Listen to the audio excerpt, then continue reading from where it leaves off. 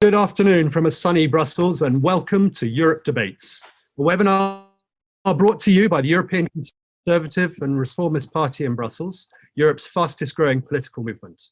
My name is Richard Milsom. I'm the Executive Director of the ECR Party, and today is the first in a series of panel discussions and seminars bringing together distinguished politicians, parliamentarians, journalists, academics and businessmen and women from across our continent, debating the major issues facing Europe today.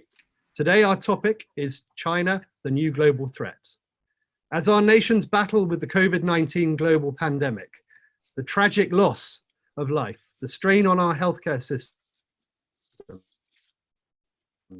becoming increasingly clear that for many, China has been undermining the global economic and political order and has not been a fair and accountable partner.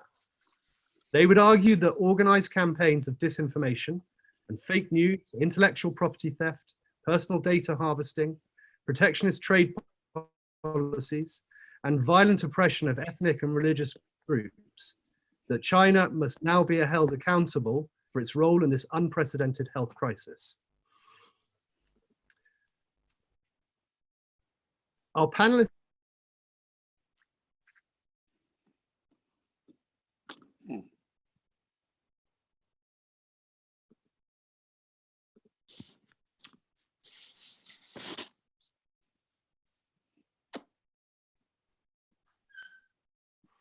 We can't hear you.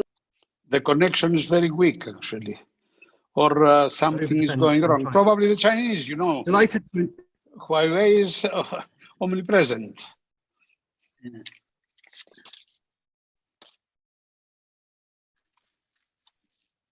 Hello? Hi. G. I can't hear Richard. Nobody can. Basil Coronet. Yeah, I can hardly hear you with interruptions.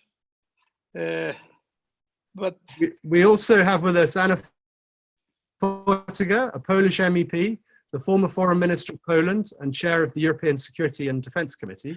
She's served as the Vice President of the ECR Party since 2014 and was recently selected by NATO Secretary General Jens Stoltenberg as a special consultant for NATO's political arm. Herman Tertsch is a Spanish MEP from the Vox Party, a former newspaper and radio journalist, and serves on the European Parliament's Foreign Affairs Committee. Carlo Fidanza, who returned to the European Parliament in 2019 as an MEP with the Fratelli d'Italia party. He's an expert on internal markets and consumer affairs, as well as local and regional politics. And finally, Mattias Karlsson, a Swedish MP and the former leader of the Swedish Democrats Party.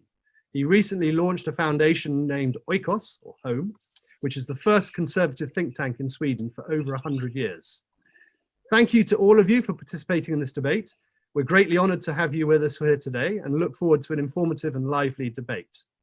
As I pass across to Basil, this webinar is live streamed across multiple platforms, including YouTube, LinkedIn, Facebook, and Twitter.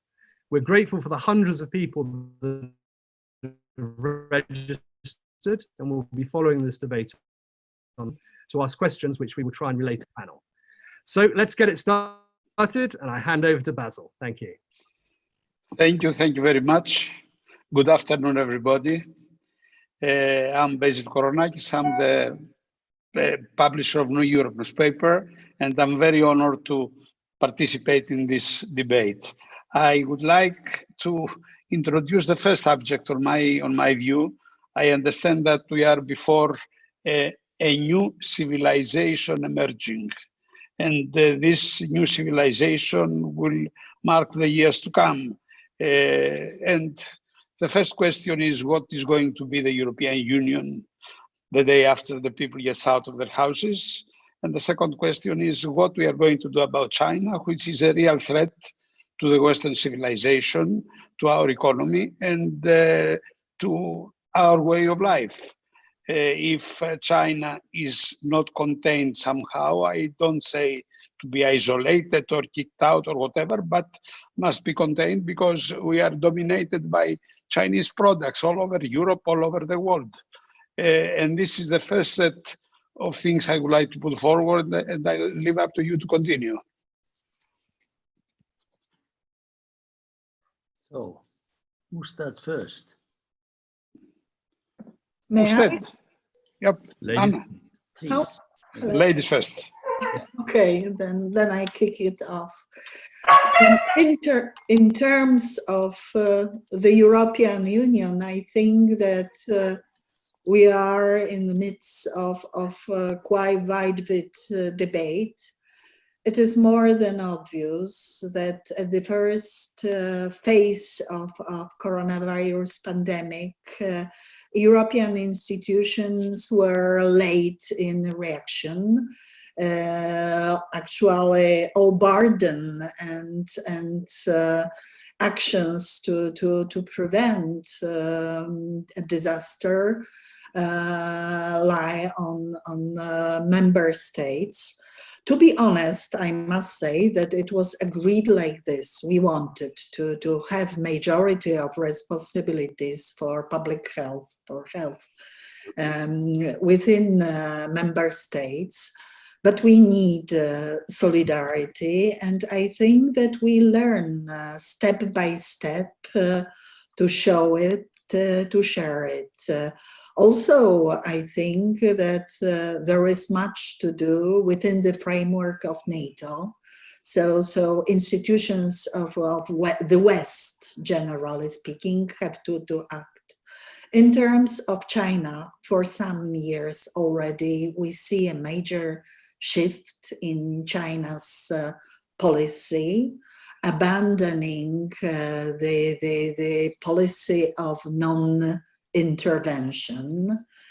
And now I would say that we see some intertwining of two types of policies. So art of cooperation, to link it to Chinese thinkers, and art of war, including the external projection of power, to name South and East China Sea.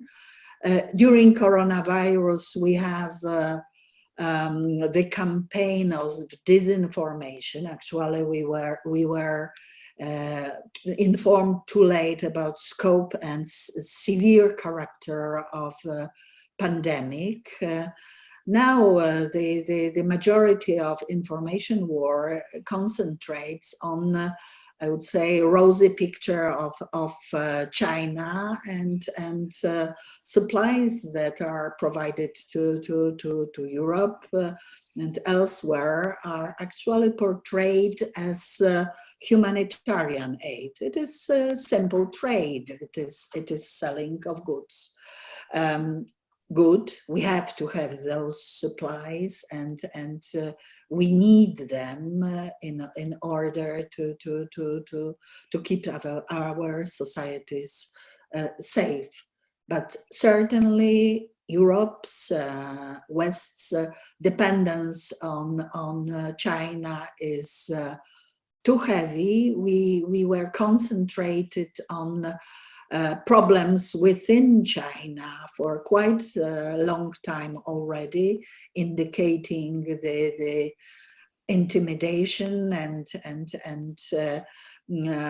actually very appalling treatment of the variety of minorities, including Uyghurs, and outstanding scientists among them. Important. Recently, we gave Sakharov Prize to outstanding Uyghur scholar, and his fate is still unknown. So there is a culture of terror within China. Probably it was easier with this autocratic regime to curb the proliferation of coronavirus. But actually, what happens within society is a matter of our huge concern. My region has comprehensive links with China. I mean, I'm from Poland, Central and Eastern Europe. Although I think that expectations were too high from the very outset, I was extremely skeptical, showing bad aspects of this dependence, including highly asymmetric type of economic relations.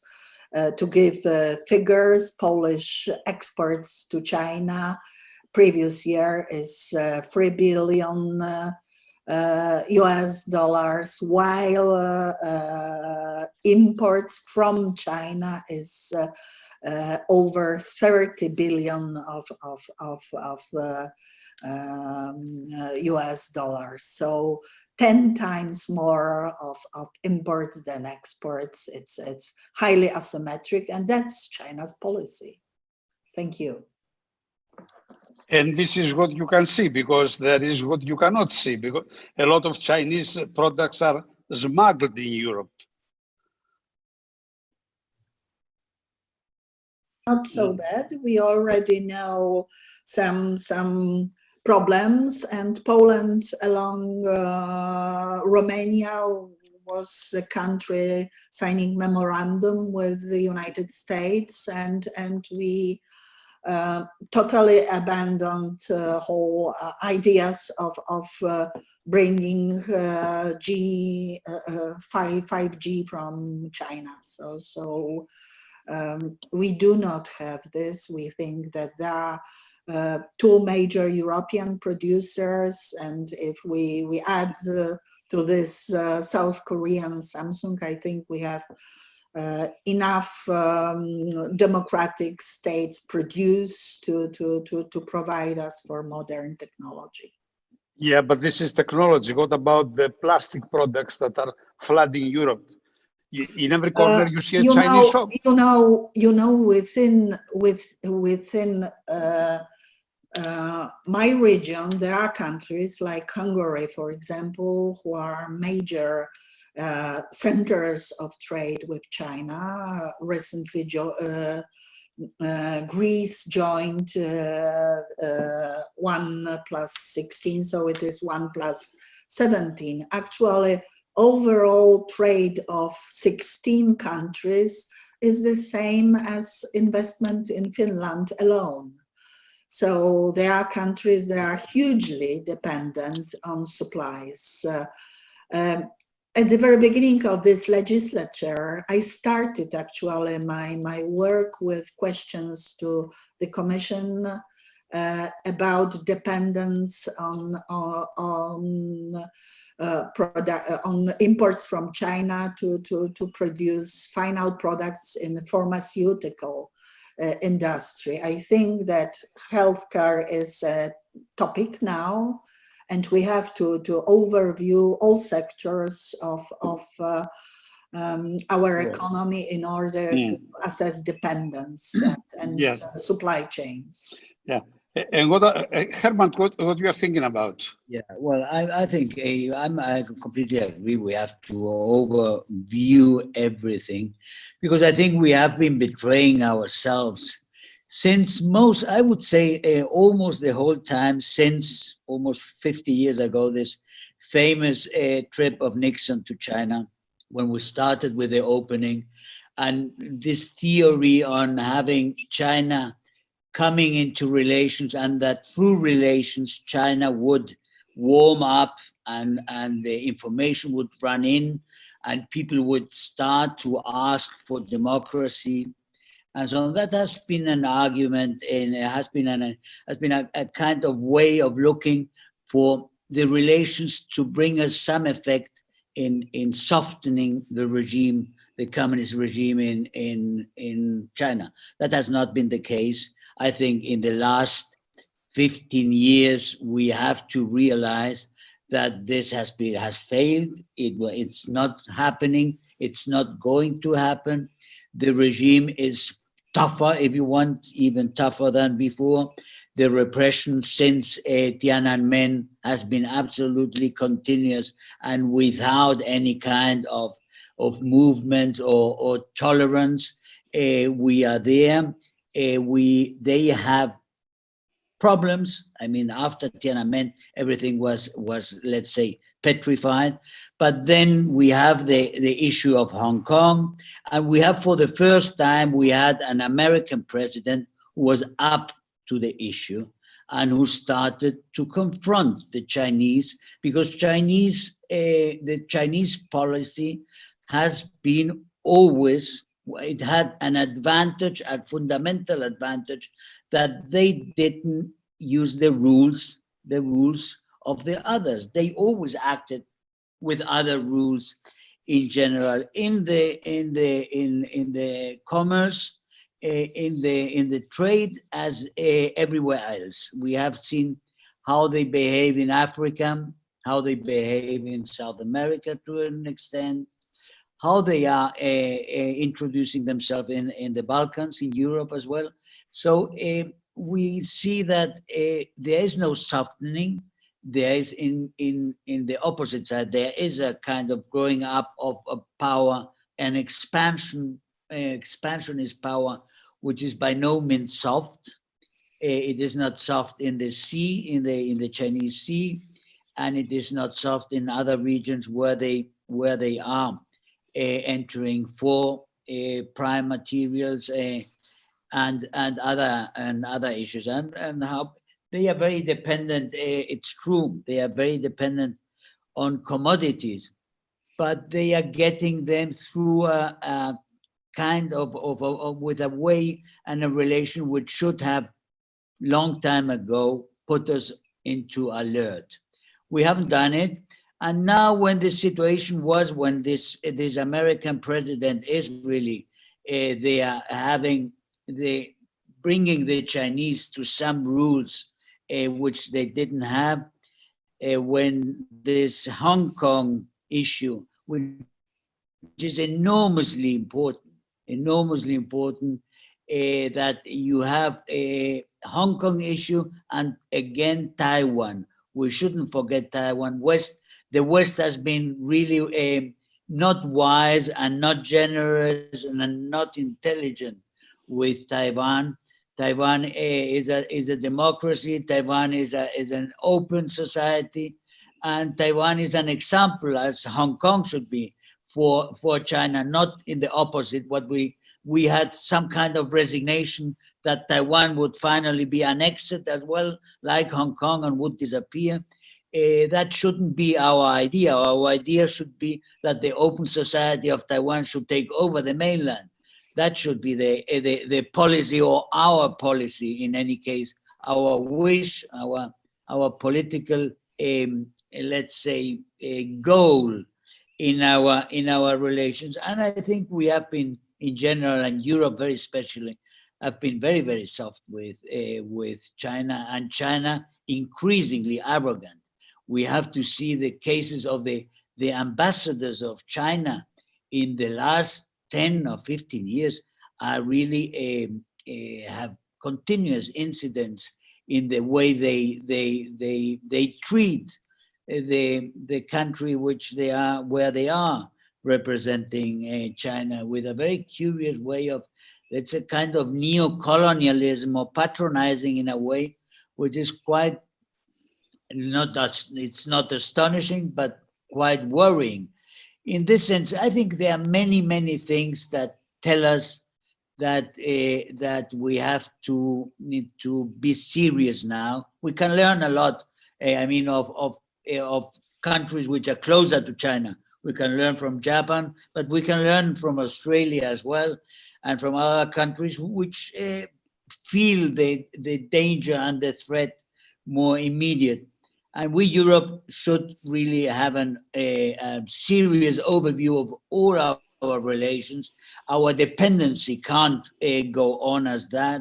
We have 80% of our paracetamol comes from China, which is absurd. We don't produce one single pill of paracetamol in Europe. There are many of these cases, many of these examples where we have to lose strongly our dependency and our position towards China, with a very sober way of doing it, without any conflict and in a good terms, but everybody has to realize that it's a danger for us to have the situation as it is now. I agree with you, and I would like to bring forward the issue that you mentioned before for the American president. The American president says the right things in the wrong way, and Well, this is the problem. I think he says the right things, and sometimes also in the right way, and he even does some of them. Yeah, for us maybe the right way, but for Americans not.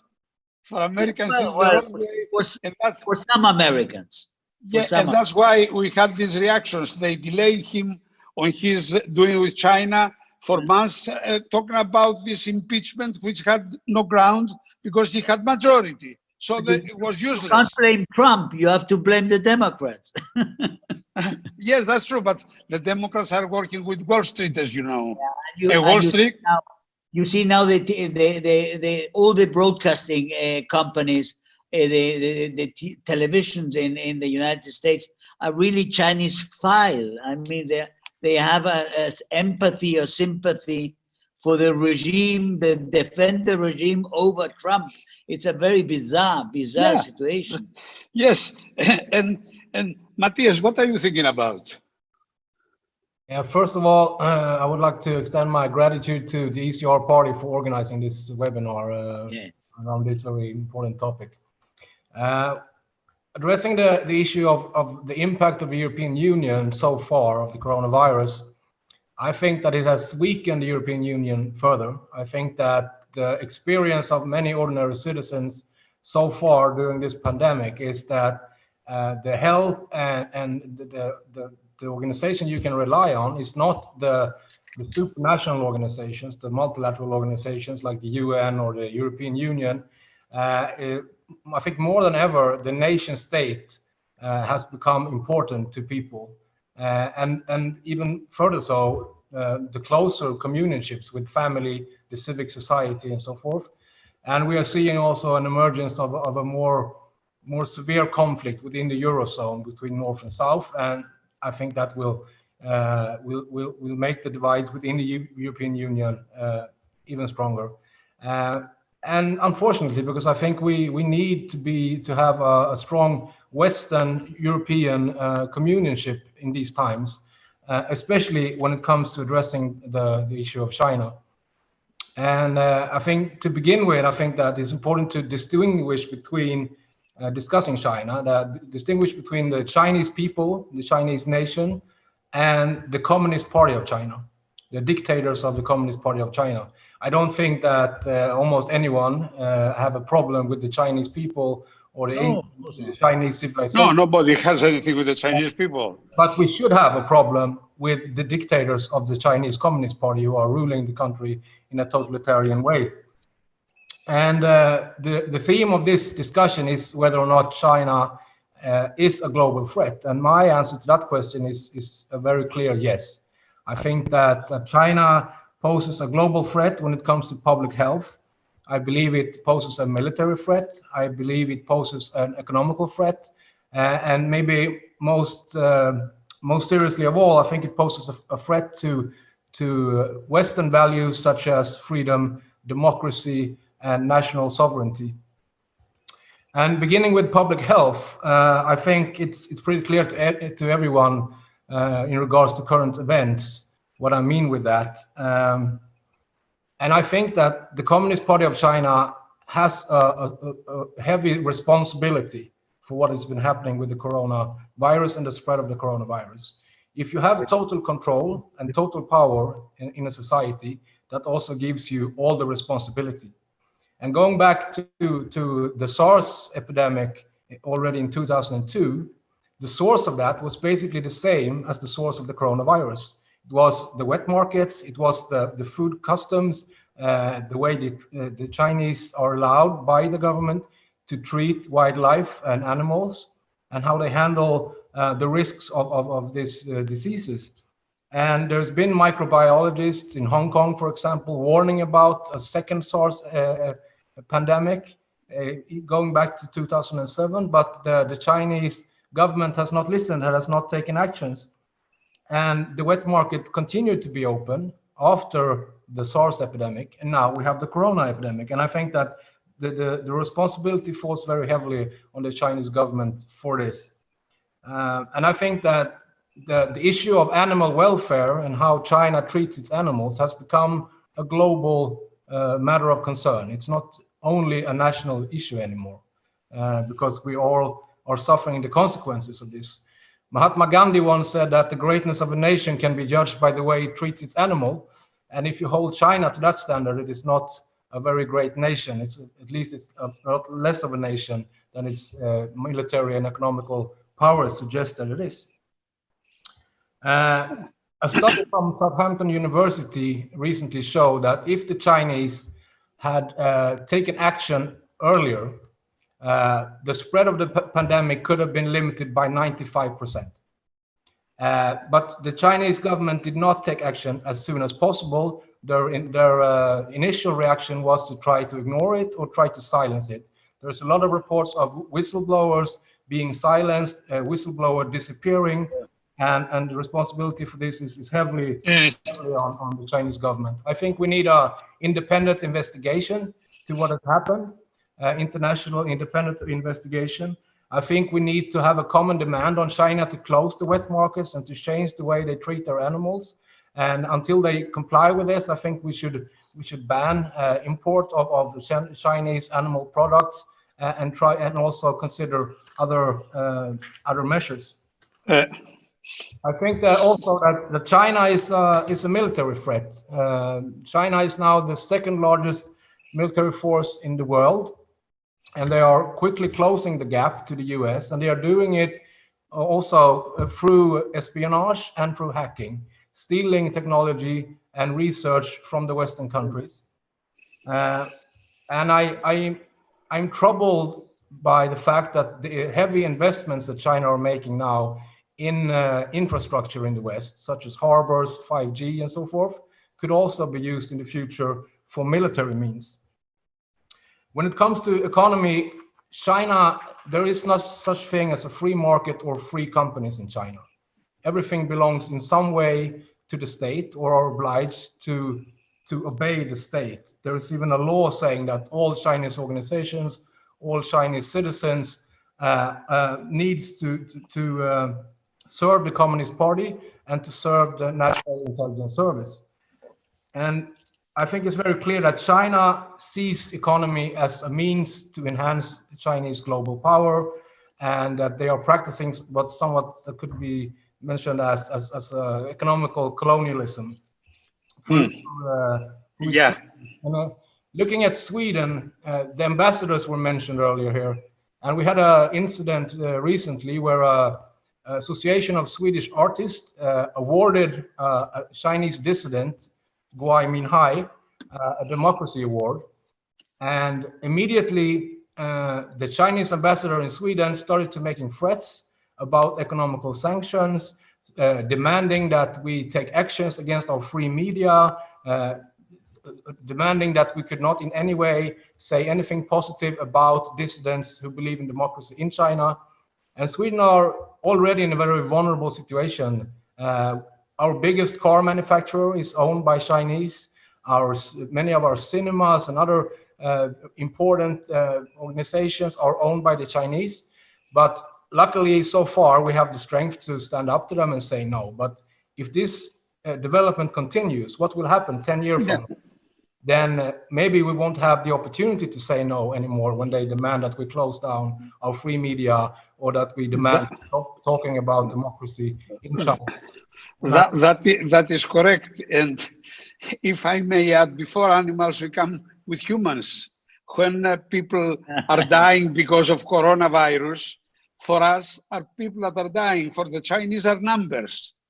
And I would like to ask the opinion of Carlo about that, of Carlo dai Fratelli d'Italia, and tell us what he thinks about it. I think China is a major threat in all fields and primarily in our civilization. But this is my personal opinion. It's also mine. Thank you, everything, and good afternoon to all. So I think basically that never day was more appropriate. Today, we as Christians, we are celebrating Saint George, Saint Martyr, that iconography made immortal in the act of killing the dragon. The dragon, symbol correct. of evil, yes. And today, we, all of you, we are working and thinking together how to defend ourselves from another kind of dragon, the Chinese dragon. Scusi, Carlo, 1 minute. If we don't contain China, I think we will abolish the Christmas tree and we will go with dragons. Sorry, go ahead. Or you can have a Christianity driven by the Communist Party, so not independent Christianity. And after this paradox, but it's a single coincidence now, I have to say that while the world as a whole, and in particular Europe, fights against the threat of COVID-19, which killed more than 100,000 people in Europe, from China we received news that the country, after weeks of difficulty, runs smoothly towards health, social and economic daily life. Even more, China has put itself as a world safer, providing aid and sending its doctors to the West, also taking advantage of the initial selfishness of too many European countries. We mentioned it at the very beginning of our debate. And yet, despite the typical propaganda of communist dictatorships such as that of Beijing, we know that the reality is not what it seems, or better still, is not what is said.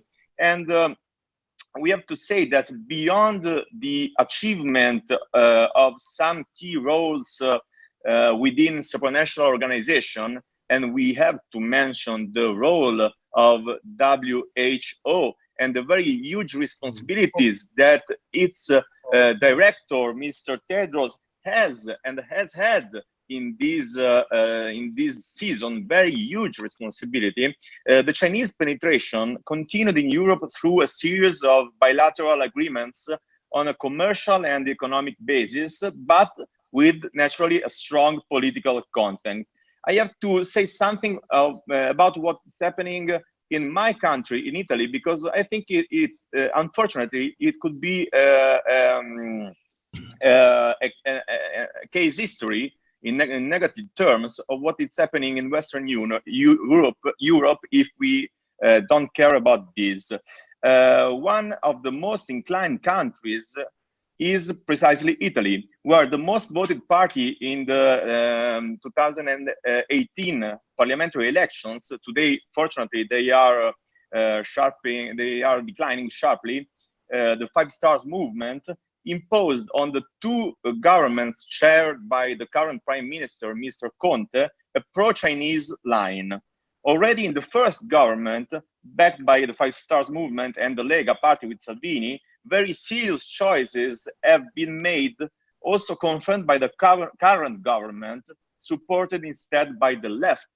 The Italian government was the first of a big EU and NATO country to sign the Memorandum of Understanding of the new Silk Road with the Chinese government.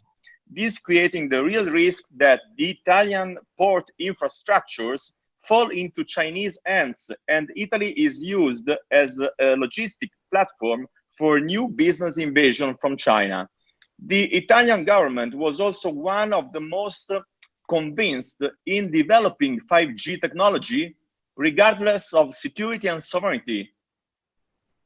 Only after our strong protest, it introduced golden power measures, golden power rules, to limit the foreign penetration in this new kind of new technology. But that's not all.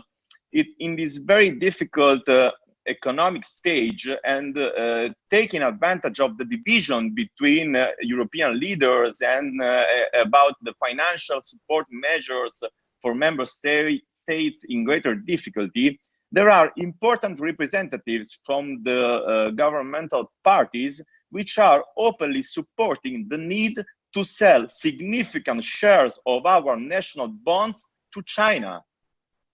It's incredible, but something in our domestic debate are saying this.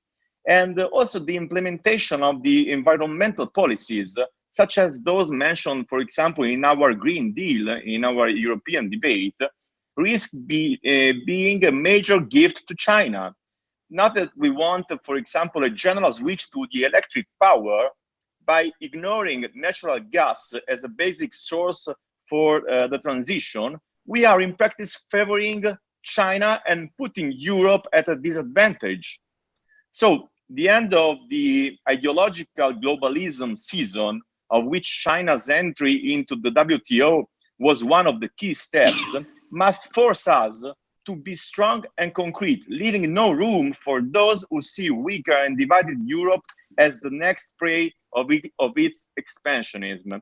We must find EU joint and several financial solutions to emerge from the coronavirus economic crisis.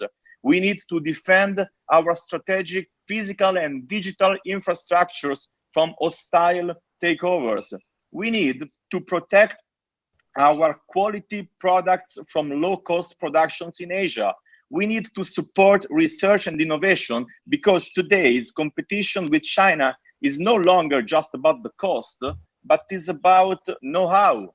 And we have to put an end to the uncontrolled delocalization season and bring back production chains in Europe. So we must do everything of this, because we have to defend our civilization and naturally to defend the truth and the freedom that are the basis of our civilization. Thank you. I think that you're right. However, the issue is not economic, it's political.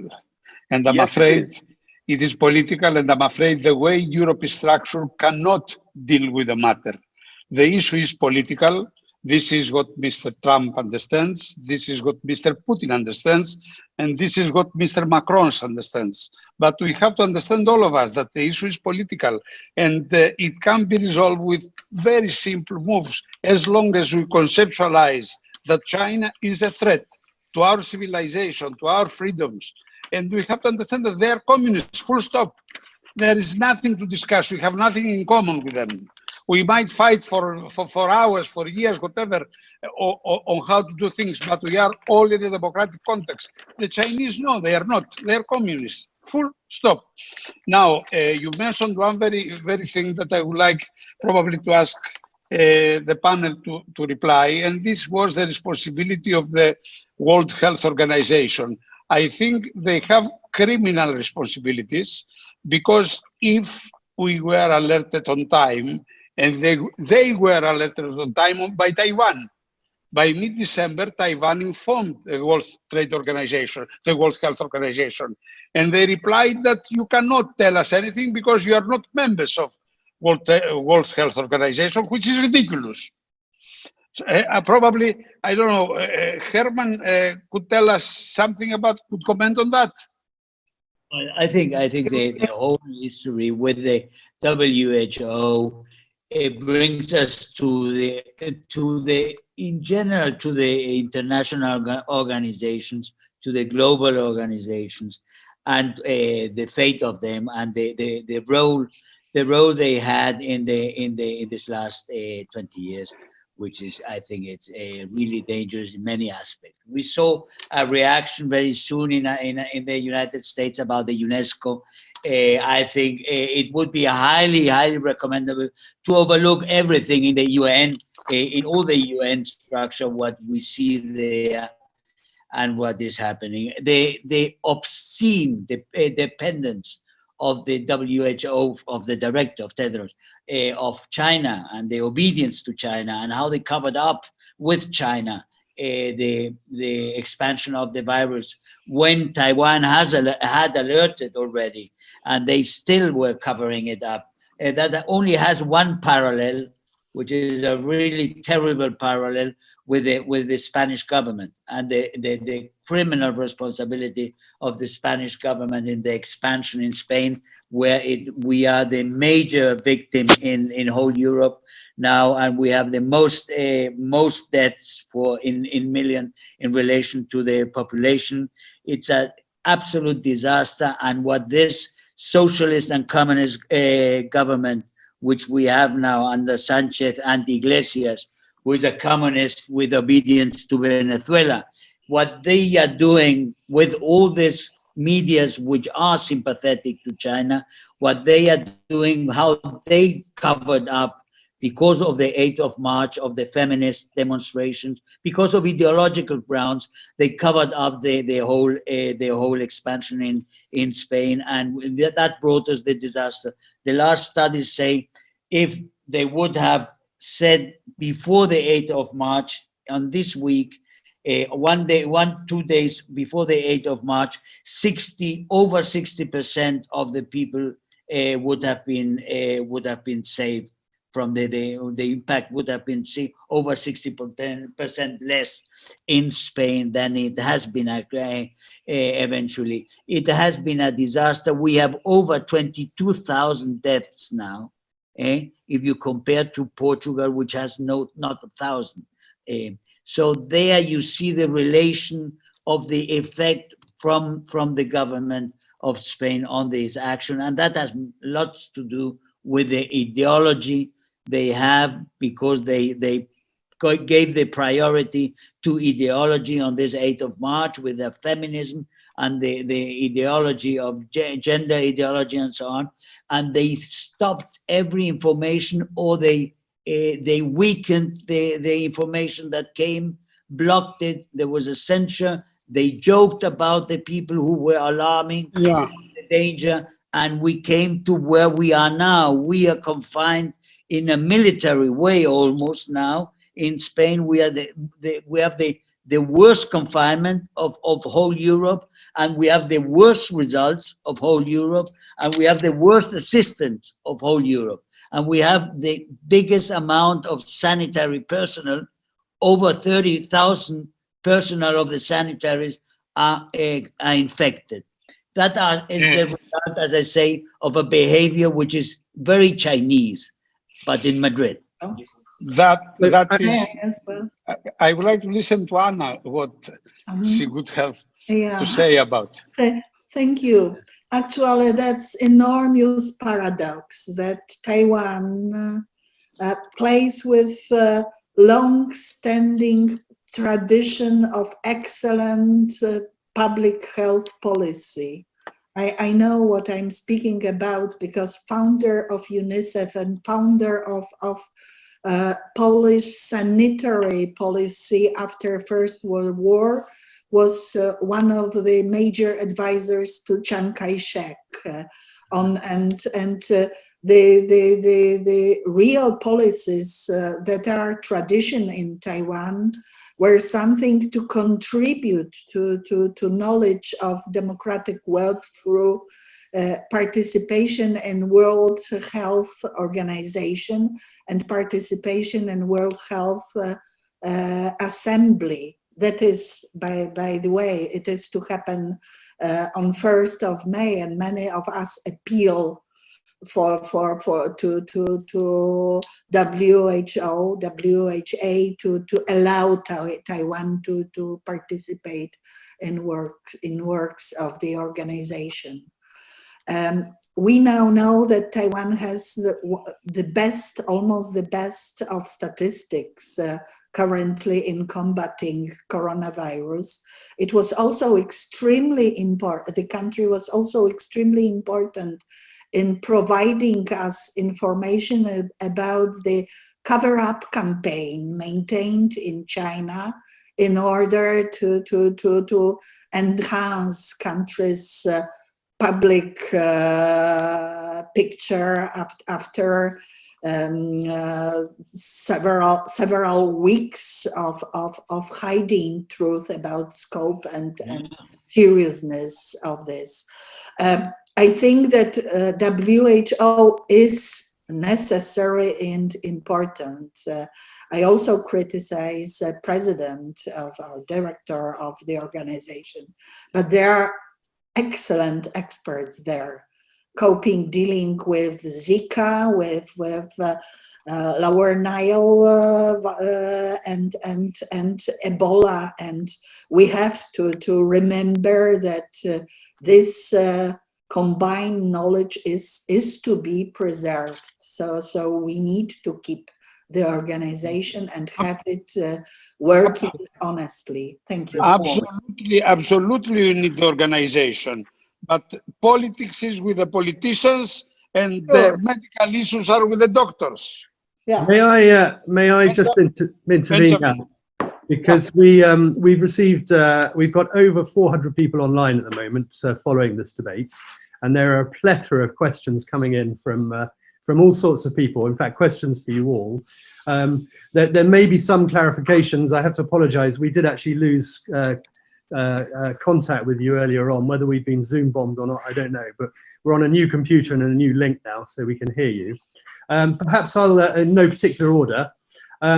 Fatima Mediu, who is an Albanian Member of Parliament and the former Defence Minister of Albania, has put a question in saying, how should the ECR react to China's control of our 5G network and their interest in purchasing many assets in EU countries?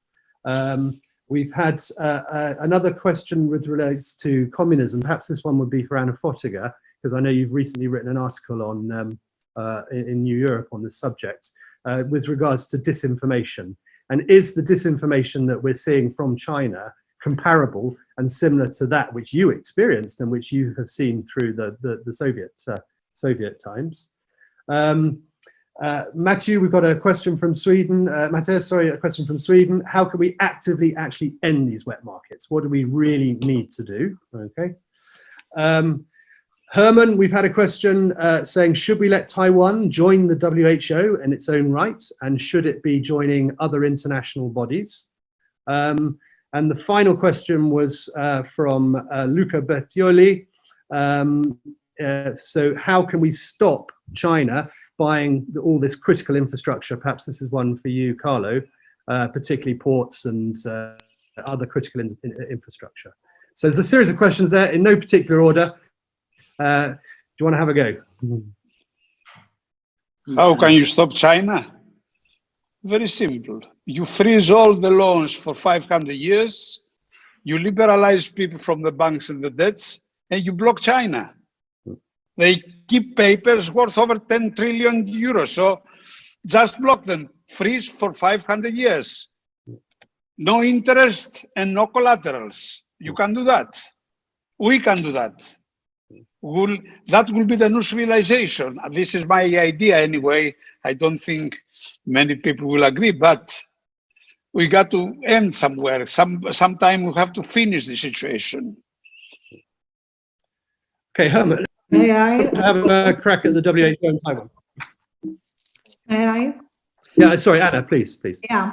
To MP of Albania, ECR with the outreach within European Parliament is very active in terms of assessing Chinese policies for quite many years already. Actually, in previous legislature, we had a number of seminars, both within ECR, but also in SEDE, Subcommittee on Security and Defense. Many times we focused on security of the region, including South and East China Sea, and supporting freedom of navigation. It's enormously important for global security. We monitor the projection of power of China, changes, modernization of Chinese army, and changes in overall concepts. So we are active in this field. In terms of my personal experience in disinformation, there is one personal touch and concerning the nature disaster. I still remember Chernobyl.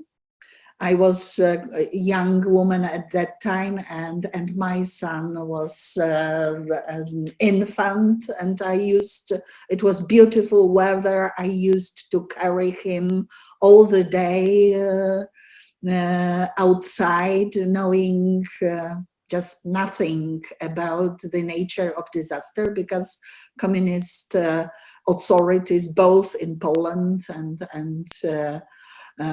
then in Soviet Union, used to cover it up. So it was similar experience. I still remember this. But there is a contemporary issue I have to mention now. It is very important because we have, within EU, we have the body called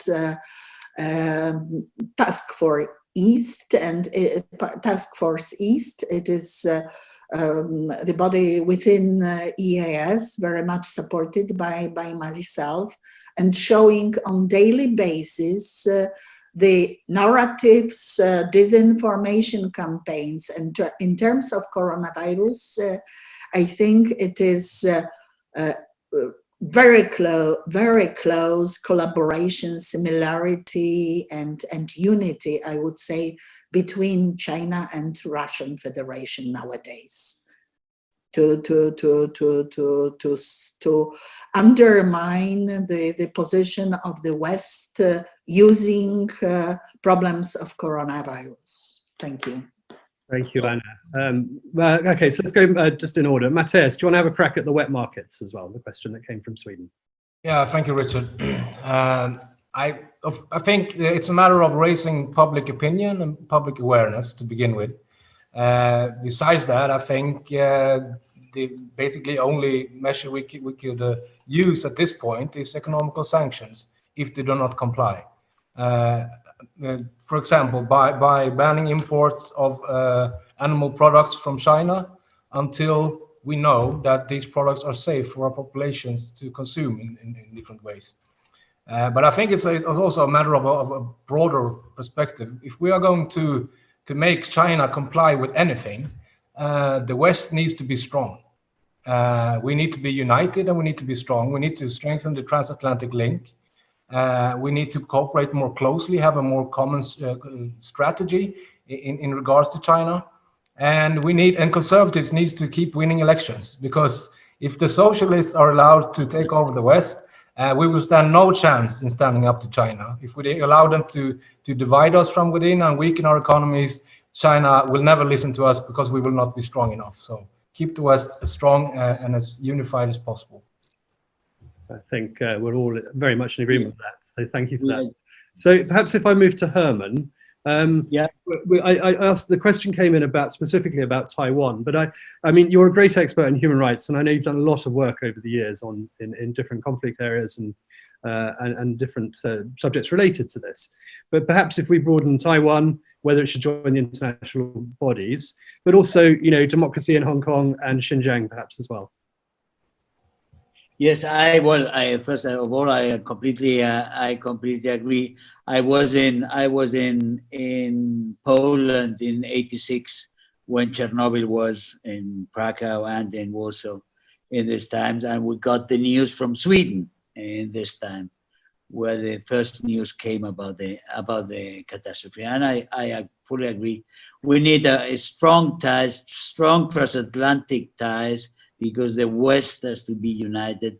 All this kind of third ways and so on are only weakening us in front of really what is a threat, an enormous threat for our values, for our liberty, and so on. And I think Taiwan is one of the allies. It's a natural ally of us, and we have betrayed ourselves since many decades, marginalizing Taiwan, not to have give satisfaction to China and not having them being angry, and we threw them out of every single organization and association we had, and so on. I think Taiwan has been treated very, very unfairly by the West, and I think we should change that dramatically.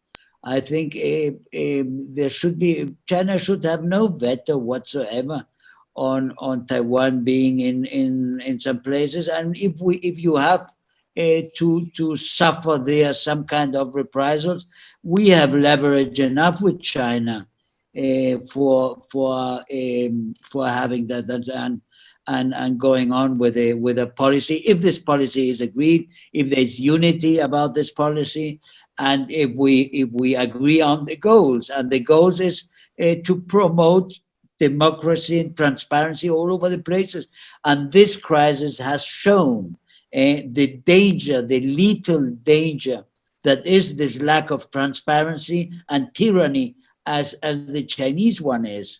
So I think we have to promote, we have to defend Hong Kong. We have to promote, we have to defend and promote Taiwan.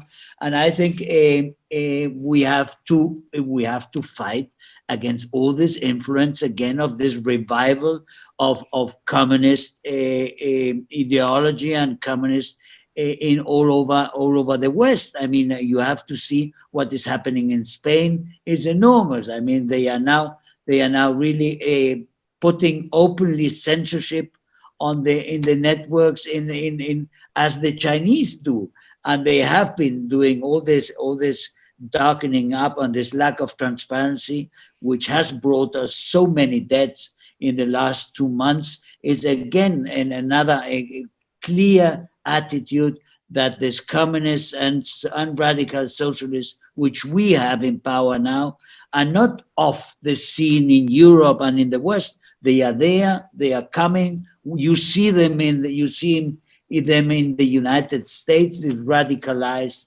people you see in the United States. I think we have a tough fight in front of us, and Spain has a tough fight to defend its democracy, which is absolutely endangered in this moment. It is a joke to see that the European Union is sending letters to Warsaw and to Budapest, and they don't see what is happening in Madrid.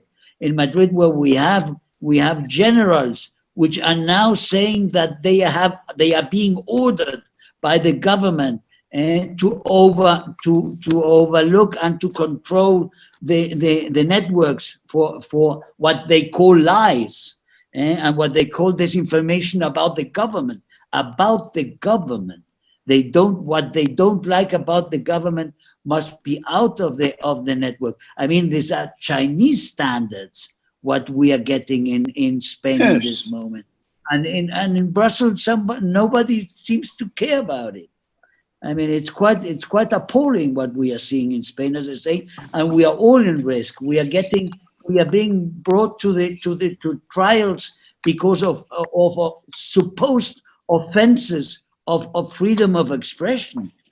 Things that we are saying now suddenly are being brought up and are being denounced by the Socialist Party. Goes to the judges and says, first to the judges, but now they go directly to the police, and the police is going to control you if you say something against the Socialist Party or against the Communist Podemos, which is a group which has been financed and comes from Venezuela and from Iran, financed by them, and is now in government.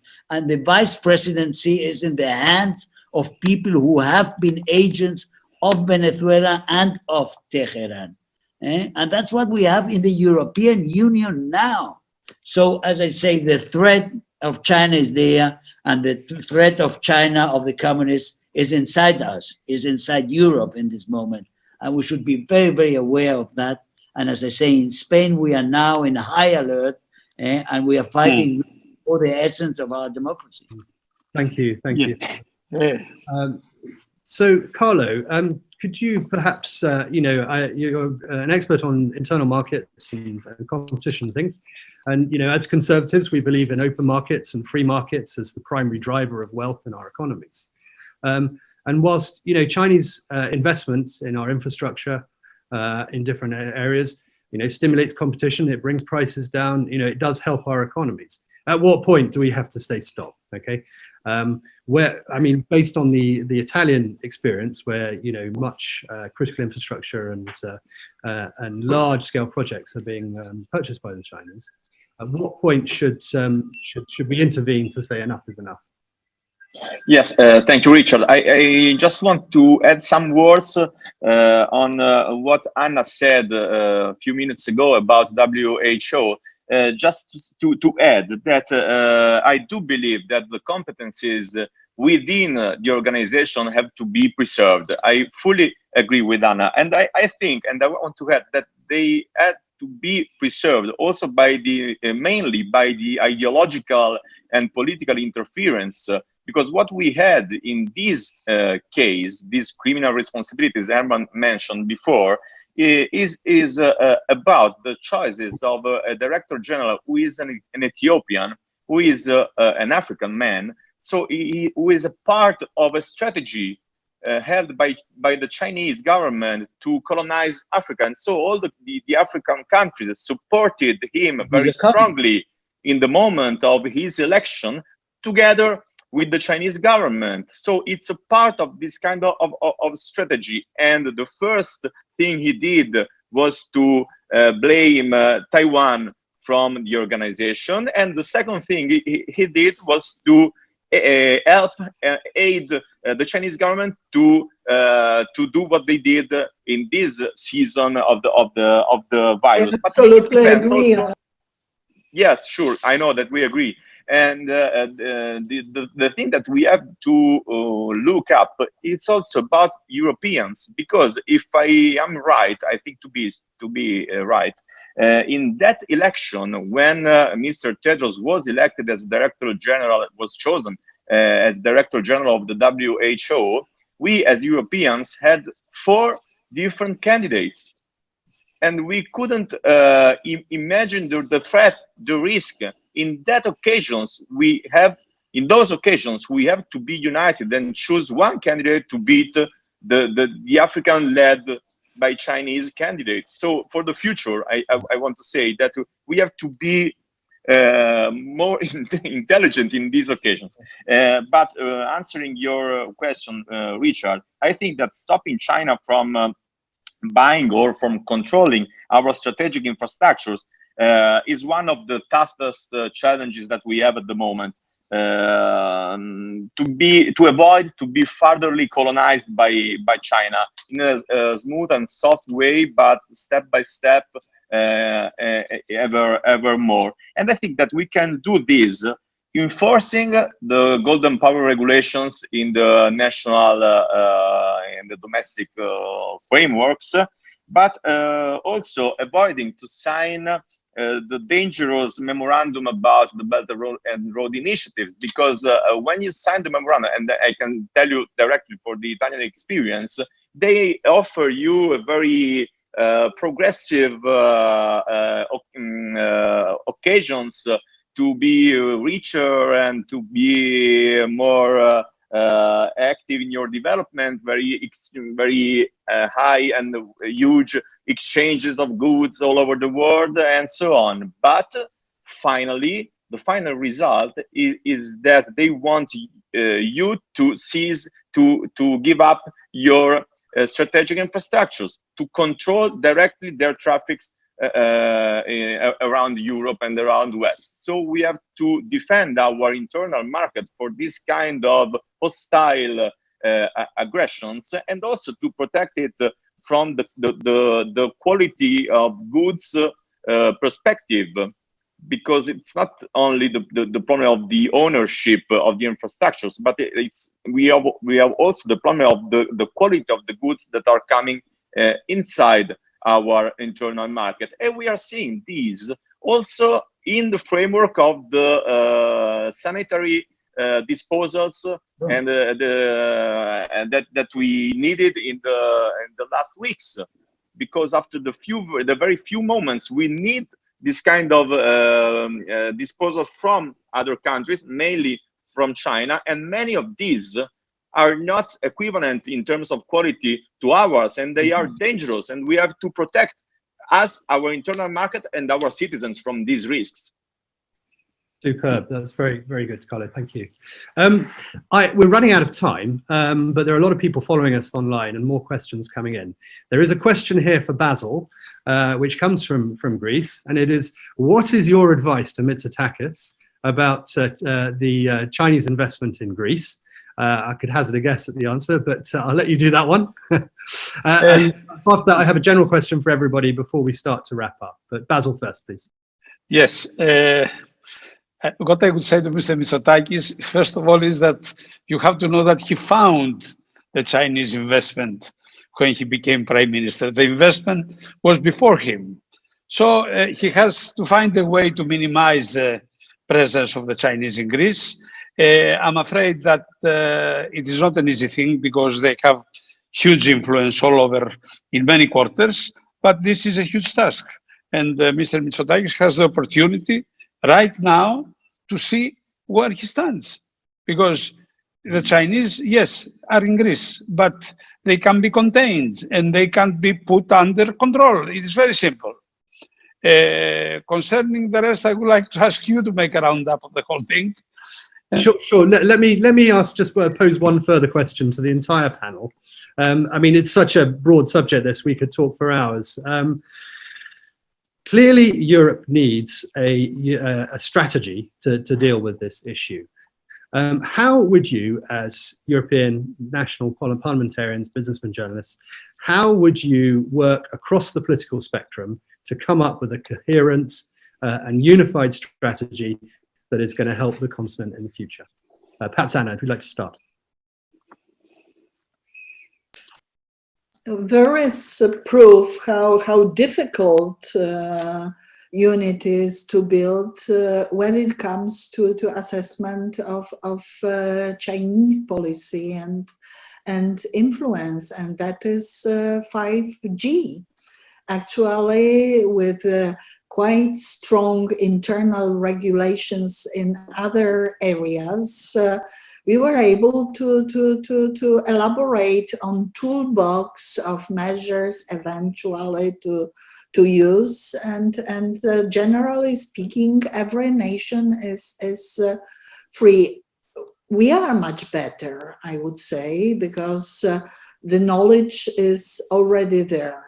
I think that in particular, after several cases of taking over of critical infrastructure, it was a wake-up call with selling of gems of industry in Sweden, Volvo, and in Germany.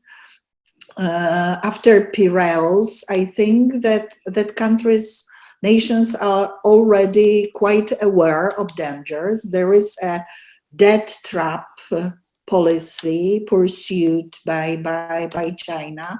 The recent example is one of major harbors in Sri Lanka and located, I would say, geopolitically extremely convenient in order to pursue Chinese interests. So the knowledge is there, and I think that after COVID-1, we have excellent case studies to protect ourselves against hostile policies. Herman, go for it. Yeah, I fully agree. I mean, Anna was speaking about this harbor in Sri Lanka. You can speak about the harbor in Piraeus, and you can speak about the platforms, the different platforms they promote, and they are doing in Lebanon or in Spain, as they want in Valencia and so on. Well, they are there, but I think there is a growing awareness. I think there is a growing awareness. We have seen the example in Britain with the G5. I think there is a movement there. We are seeing that. I mean, China is powerful, and China can buy supports and can buy itself into many projects and into the decision making. But I think there's a growing awareness now, and I think we are in the edge of an age, and we are coming into a new age where the polarization will be great. I think we are going again to a bipolarization, and China will be one focus, and the West will be the other.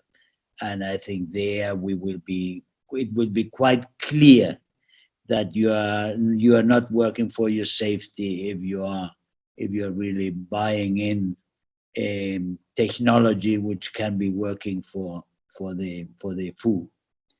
In this sense, I think we are coming to a change, an epochal change, which will make this distance and this decision making easier. Lovely. Okay, great. So, Matthias, do you have anything you'd like to add on that? Yeah, to answer your question, I don't think that the possibilities to build form a strategy that unifies across the political board, all countries and so forth, at this point is possible.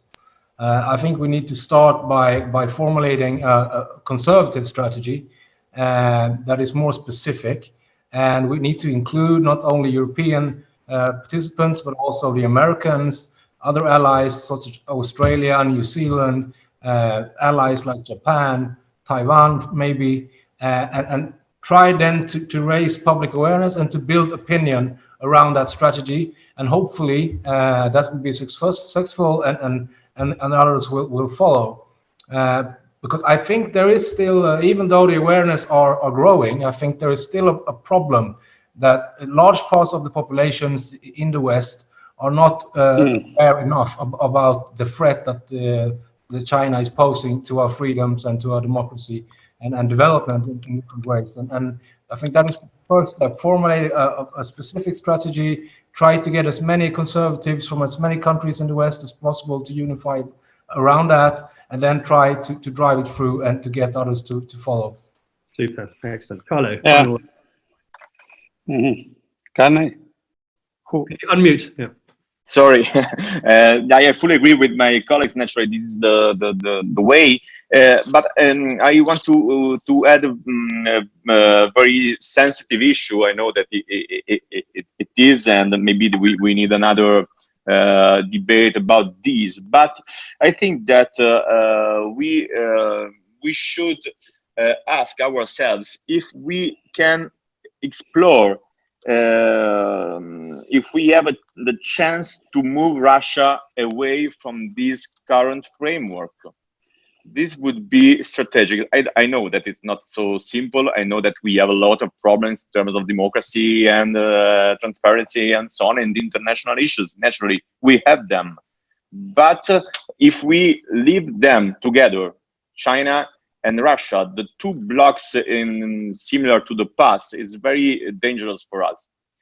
And so I don't know in which kind of terms and in which times, and if it's possible in general, but this is a key issue, because if we could find a way to put a distance between China and Russia, we could be in a better situation. I know that it's very, very difficult. We know all the problems we have, but we know that they together are stronger. And so we have to strategically act to try to find a difference between them. It's difficult, I know. It's not simple, and we know which is our field, naturally, that it's not which is not their field. But we know that their field is stronger if they are together. So this is a very sensitive issue, I know, but maybe that we have to reason about this. May I? Please, Anna. I'm obliged to Yeah. engage I know what you think on this issue. I think that we should not simply take this on board and make this. I think to some extent, I'm sorry for this, it's a false contradiction, because sometimes we may be simply threatened by eventual unity between China and Russia. Actually, both are in some ways aggressively performing in the international scene. And actually, if we are able to keep our values, we have simply to raise awareness and indicate dangers wherever and whenever they appear. Unfortunately, contrary to our will, because I would really love to I know Russian culture. I can read and speak Pushkin and Lermontov, and I love Russian music. I'm same region, but I see aggressive posture of Russia in the neighborhood. Actually, in vicinity of European Union, in Europe, we have a country questioning territorial integrity of other sovereign countries, and we have clear campaign, hostile information campaign against all of us in many issues, not only Poland, Ukraine, Lithuania, but actually these campaigns are against whole society. So I think this eventuality to keep high in the agenda and what to abandon is a false, wrong one. I'm sorry.